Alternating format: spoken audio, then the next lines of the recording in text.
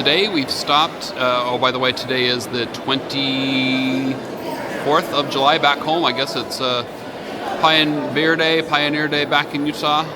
But we are here in Oslo, Norway today. We stopped at the Viking Ships Museum. There's 3 ships they have that are preserved. It's a very fascinating place. I didn't learn a lot about the Vikings growing up, and they're pretty fascinating people to see what they had established. It's very, very interesting. This map shows some of the different places that they were established.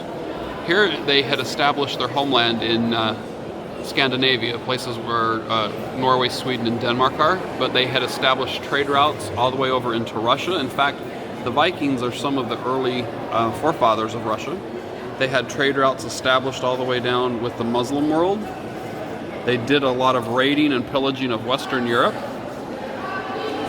Got as far north as Iceland and Greenland, and were also some of the earliest settlers of North America.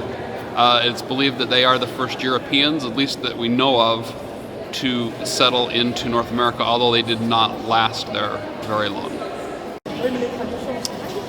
I was reading one of the signs and it said that this ship was rediscovered in the early 1900s and it had to be re-put back together, and it's 90% original wood, which is pretty impressive.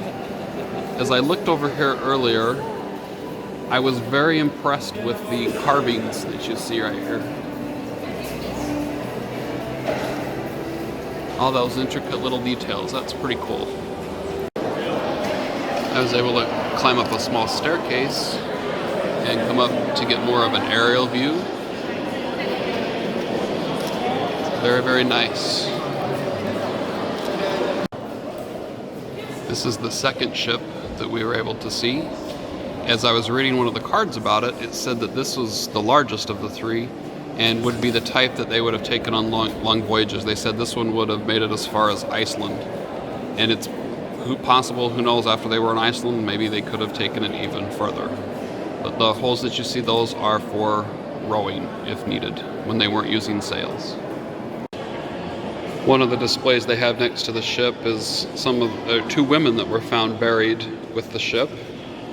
And I was just reading a little history about them.